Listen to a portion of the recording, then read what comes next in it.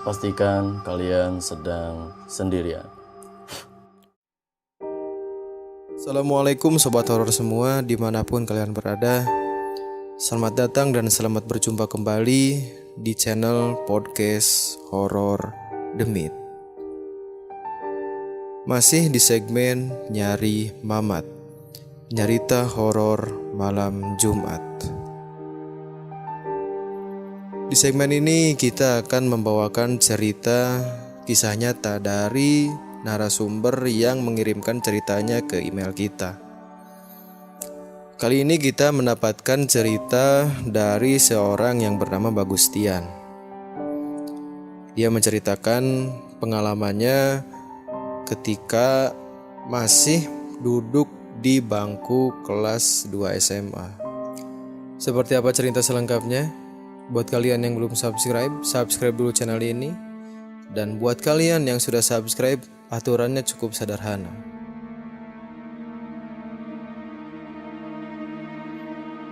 Tutup mata kalian, rebahan, dan enjoy the horror.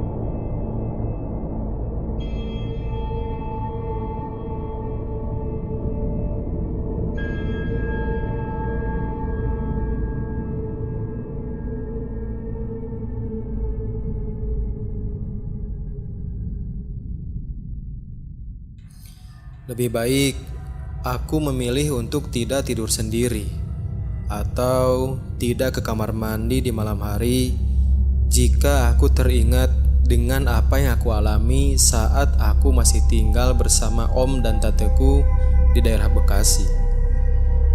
Ketika itu aku masih duduk di bangku SMA. Namaku Bagus. Saat ini aku bekerja di salah satu perusahaan BUMN di kota Bogor. Nasibku baik sekarang, tapi ketika kejadian itu terjadi kepadaku, nasibku tak seperti namaku. Jujur, setelah beberapa kali mendengar cerita-cerita seram dari channel podcast Horor Demit, aku tertarik untuk membagikan pengalamanku ini kepada tim mereka. Yang akhirnya mau tidak mau aku harus mengingat setiap rentetan kejadian itu lagi, yang dimana setiap adegannya masih membuatku ketakutan jika sendirian berada di rumah.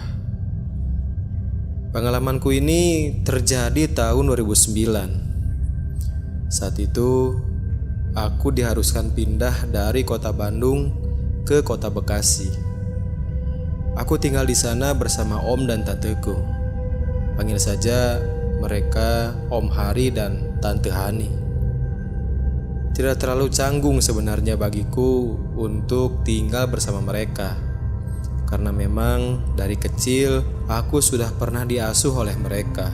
Awal kepindahanku ke sana tidak ada kesan mistis sama sekali, dan aku bisa menjalani hari-hariku seperti biasanya.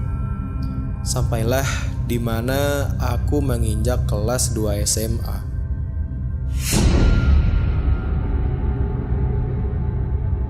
Di suatu malam, aku tidur di tengah rumah, beralaskan kasur di depan TV, dan aku tidur menghadap ke pintu masuk.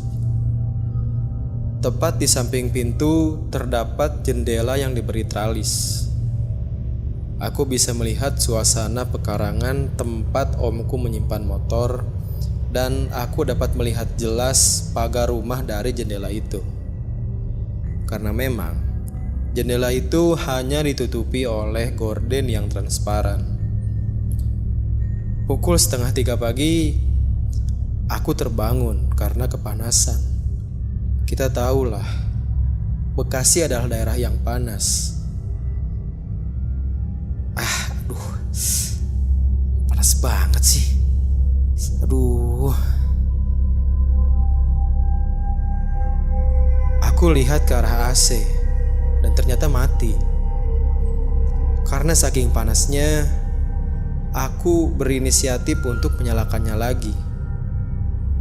Karena memang AC itu sering dimatikan oleh tanteku dengan alasan untuk menghemat listrik. Aku mengambil remote AC dan kayak ada yang lewat.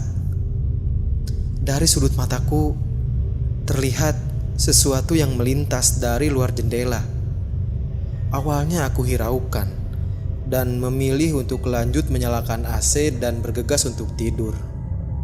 Aku baringkan tubuhku ini dan astaga, apaan tuh? Aku melihat tepat di luar jendela ada sosok wanita dengan rambut panjang, tengah menatap ke dalam rumah sambil tersenyum menyeringai ke arahku.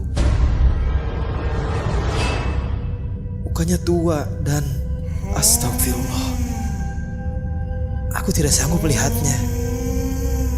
Dia tidak punya badan, hanya kepala dan organ bagian dalamnya saja. Dia melayang ke atas dan ke bawah. Astagfirullah. Kuyang, ya itu Kuyang. Allahu Akbar. Allahu Akbar. Sosok itu masih berada di sana. Lantas aku tarik selimutku ini untuk menutup seluruh badanku. Sampai akhirnya aku tertidur dalam keadaan takut. Beruntung sosok itu tidak menemuiku di dalam mimpi. Hingga di esok harinya aku menceritakan kejadian itu kepada teman sekolahku yang kebetulan satu komplek denganku. Bro, semalam gue digangguin Kuyang loh. Bukan cuma lu bro, gue juga kena. Gue kan tidur di lantai 2 nih ceritanya. Gue lihat dia ada di balkon, ngelayang gitu. Dia gak punya badan kan, terus mukanya tua kan kayak nenek-nenek. Temanku itu melihat persis seperti apa yang aku lihat. Dan cerita tentang teror Kuyang itu menghebohkan sekolahku. Katanya memang di komplekku itu waktu itu tengah geger dengan sosok Kuyang yang sering meneror rumah-rumah warga. Di malam keesokan harinya, aku berharap Kuyang itu tidak datang lagi. Aku memutuskan untuk tidur agak larut dan menyalakan AC terus-menerus. Dan aku tidak lupa untuk meminta izin kepada tanteku untuk menyalakan AC di malam hari. Dan tanteku itu mengizinkanku. Itu semerta-merta supaya aku tidak terbangun di dini hari.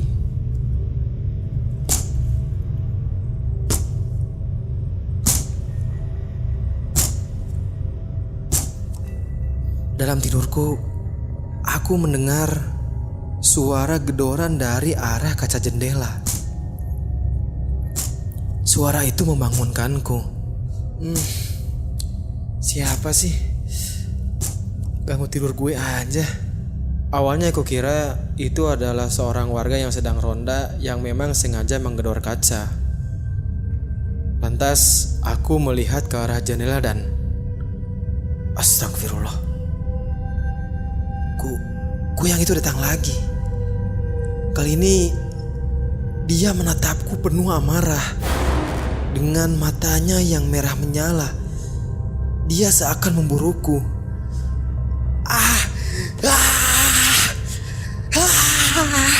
Spontan om dan tanteku terbangun. Mereka berlari dari kamar menuju ke arahku. Itu om ada kuyang om. Kakak lihat banget itu ada kuyang. Itu tuh matanya merah om. Mereka melihat ke arah jendela yang kutunjuk dan kulihat di sana sosok itu sudah tidak ada. Di luar terdengar suara beriringan gerombolan warga yang sepertinya sedang mencari sosok itu. Mereka seperti ingin meluapkan amarah kepada sosok itu karena kesal dengan teror yang 1 bulan sudah meresahkan warga. Awalnya aku pikir kuyang itu hanya mitos, namun setelah mengalami dan melihatnya sendiri, aku percaya kalau kuyang itu bukan hanya mitos. Konon katanya, mereka adalah jelmaan dari manusia yang menjalankan ritualnya untuk meningkatkan kesaktian dan hidup keabadian. Beberapa hari setelah kejadian itu, omku bergegas mengambil tindakan. Dia memutuskan untuk pindah dari rumah itu ke tempat yang dirasa cukup aman dari teror kuyang itu.